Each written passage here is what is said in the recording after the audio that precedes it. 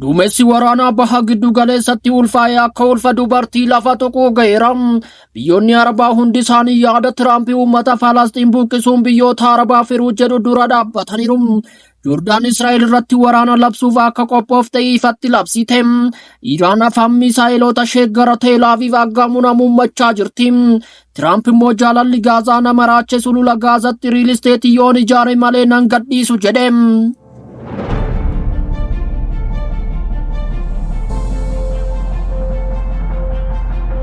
Joordaan sarara diimaa koyyoo tuqxe gatii guddaa akkasii kaffalchiisu beekuu qabda jechuun Israa'elitti gurra duuchite. Yoo Falastiin gara naannoo isheetti ari'aman Israa'el waliin waraanaaf qophaa'uu ifatti beeksifte. Biyyoonni Arabaa hundi isaanii yaada Tiraamp Falastiinota Gaazaa irraa gara biraatti jijjiiruuf dhiyeessan jala dhaabbachuun mormii kaasaniiru. Saudi Arabiyaan mootummaan Falastiin walaba ta'ee osoo hin hundeeffamin hariiroo Israa'el waliin qabdu kamiyyuu akka adda kuttuu ifatti labsite. Tiraamp Gaazaa qulqulleessuun waamicha dhiyeessan Joordaan keessatti aarii guddaa kan kaasan yoo ta'u, maddeen bakka gaarii jiran Joordaan waraanaaf qophaa'uu ishee Miidil Iistitti himaniiru. Lammiileen Joordaan muddee ja'a bara 2024 magaalaa guddoo Joordaan Amaan keessatti lammiileen Joordaan Falastiinota waliin gamtaan ta'uun mormii dhageessisaniiru. Joordaan muummichi ministeera Benjaamin Netanyaahuu Falastiinota humnaan gara naannoo isheetti ari'uuf yoo yaade Israa'el irratti waraana labsuuf qophii ta'uu ishee Miidil Iistitti himateera. Akeekkachiisni kun kan kenname pireezidaantiin Ameerikaa Doonaald Tiraamp irra deddeebiin ibsa kennaniin booda Joordaan fi Masriin Falastiinota akka fudhatan akka qaama tarkaanfii Gaazaa qulqulleessuuf taasifamaa jirutti ibsame. Maddeen bakka gaarii Amaanii fi Jeruusaalem keessa jiran emmeetti akka himanitti Israa'el wanti numaa barbaaddu waraana waan ta'eef furmaata nagaa argachuuf hawwii qabaannus. Garuu yoo baqattoonni gara biyyaatti ce'uu jalqaban lammiileen Joordaan daangaa akka cufan ibsaniiru. Israa'eloonni irra deebi'anii lola banuuf yoo barbaadan sun kasaaraa guddaadha. Warri Joordaan Israa'el waliin lola injifachuu akka danda'an yaada fakkeessaa jala hin jiran. Garuu loluu malee filannoo biraa akka hin qabne amanu. Yaadni Tiraamp dhiyeessan kun Joordaan fi sirna mootummaa Hashemitootaaf dhimma jiraachuu fi jiraachuu dhabuuti jedhame.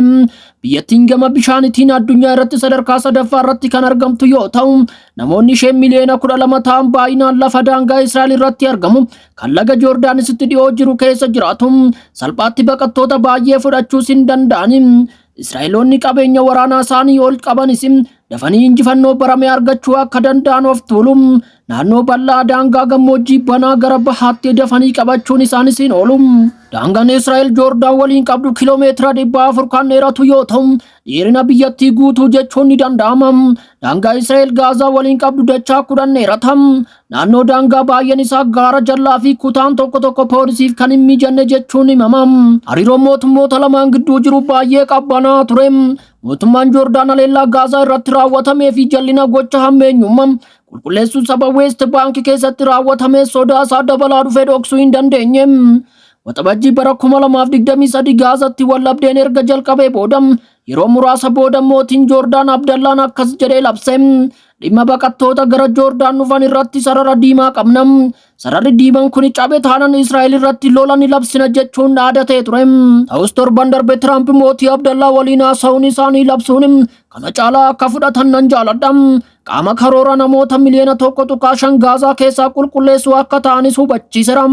Mootiin Joordaan kibxata darbe Biraazilsitti qondaalota Awurooppaa waliin walgahii taasisaniin furmaata mootummoota lamaatiin Falastiinota lafa isaanii irratti hundeessuun mirga seera qabeessa isaanii akka kennamuuf barbaachisaa ta'uu irra deebi'anii yaadan sochoone jechuun irra deebi'anii dubbataniiru.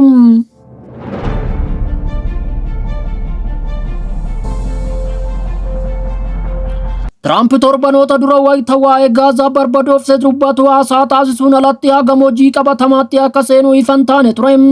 Yaa ta'u malee dubbii Tiraamp hordofee haga daawwannaa ministeera muummee Israa'el Benjaamin Netanyaahuu isa duras yaadota inni White House keessatti kaasaa ture. Ibsa gaazexeessootaaf kenneen yoo ilaalamu xiyyeeffannaan wixinee qopheessee itti deemaa akka jiru agarsiisa. Kun hundi seenaa waraana Israa'el fi Falastiin keessatti fiixee USA'n qabattee jirtu agarsiisa. Seera idil addunyaa durattis faallessaadha. labsiin Tiraamp kun uummata Gaazaa irratti dhiibbaa guddaa kan uume yoo ta'u, kana qofa osoo hin taane waliigaltee dhukaasa dhaabuu fi butamtoota gadhiisisuu kan danquudha. Tiraamp fi qondaalonni isaa Falasxiimota hunda dhaabbiidhaan qubsiisuu jechuun karoora Tiraamp kana qaacceessuu irratti argamu. Afaan Tiraampiin Falasxiimota hunda dhaabbiidhaan qubsiisuu kan jedhamu kun qaama gargaarsa namoomaa ta'uu isaati. Gaazaan iddoo barbadoofte waan taateef Falasxiimonni bakka biraa qubsiifamu malee filannoo biraa kan qabne ibsa. Tiraamp Ameerikaan Gaazaa fudhattee lammiilee Falasxiim irra deebiin qubachiisuu barbaaddi jedhe. Akka seera idil addunyaatti uummata guutuu bakka tokko kaasanii bakka biraa qubsiisuuf dirqamsiisuun dhorkadha. Falasxiimonni akkasumas biyyoonni Arabaa karoorri Tiraamp kun uummata Falasxiim ari'uuf dachee isaan irraa haxaa'u ta'uu hubataniiru.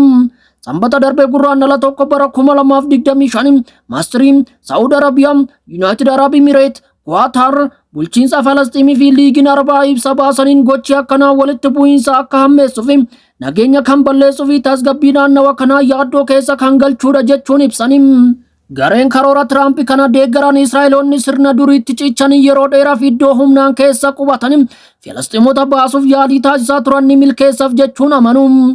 Erga onkololeessa 7 bara 2023 Hamaas haleellaa Israa'el irratti raawwatee booda gareen Israa'el kunneen lolli Hamaas irratti eegalame akka itti fufu gaafataa turaniiru. Gareen irra jireessan qondaalota paartii Netanyaahuu of keessaa qaban kunneen waraana Gaazaa irratti erga gaggeessanii booda galmi isaanii dhumaa Gaazaa dhuunfachuu akka ta'e ibsaa turaniiru. Tiraamp Waayit Haawus keessatti wayita ministeera muummee Israa'el Benjaamin Netanyaahuu waliin ibsa kennu waamicha Filisxeemonni Gaazaa gadhiisanii gara Masrii fi Joordaan akka imalan dhiyeessee ture daran cimse. Tiraamp Falasxiimonni Gaazaa gadhiisanii Masrii fi Joordaan keessaa akka qubsiifamanii fi Ameerikaan ammoo Gaazaa of harka galfattee deebiftee akka misoomsitu ibsaa tureera. Tiraamp karoora Gaazaa of harka galfachuu wayita hojiirra oolchu loltoota Ameerikaa hirmaachisuu fi dhiisuu irratti wayita gaafatamu waan barbaachisaa fi murteessaa hunda ni hojjenna jechuun ibse. Karoorri pireezidaantiin 47ffaa USA kun dhiyeesse yeroo Israa'el bara 1947 hundeeffamtuu fi waraana bara 1967 irratti ejjennoo USA ifatti baase. Waraana bara 1967 irratti loltoonni Israa'el ulaa Gaazaa dabalatee dachee Filisxeem weeraranii. Waraana san irratti USA loltoota Israa'el tumsaa turte. Tiraamp Gaazaa dhuunfachuuf karoorri dhiyeesse yaada warra Israa'eliin kan wal simuudha. Hundeeffamuu Israa'el dura Gaazaan qe'ee Filisxeemotaa turte. Waraana Israa'el jalqabaatiin qe'ee irraa buqqifamuu duras Filisxeemonni hedduun dachee Gaazaa irra turani. Sanyiin warra Filisxeemotaa durirraa kaasee haga ammaatti baay'inaan Gaazaa keessa jiraatu. Karoorri Tiraamp kun yoo hojiirra oole uummata ganamaa kana sarbuuf deema. Tiraamp uummata Gaazaa yeroo ammaa miliyoona 2 caalu biyyoota Arabaa hundarra facaasee qubsiisuu akka barbaadu hime. Dhaabbiidhaan qubsiisan Gaazaa fuudhee bifa haaraan ijaara jedhama. Wixineen Tiraamp dhiyeesse kun furmaata yaadii Israa'el fi Filisxeem walqixa keessummeeffamuu fi abdiidhaan eegamaa ture haqamuuf deema. Filisxeemonnii fi biyyoonni Arabaa karoorri kun uummata Filisxeem Gaazaa keessaa qulqulleessuuf ba'eedha jechuun mormaniiru. Caasaan siyaasaa Netanyaahuu fi Israa'eloonni sirna durii irratti cichan karoora Tiraamp kana miira gammachuutiin simataniiru. Filisxeemota Gaazaa keessa jiraataniif kun adabbii guddaadha. Isaan garuu adabbuma kana dandamachuun qe'ee isaanii turuu irratti cichaniiru.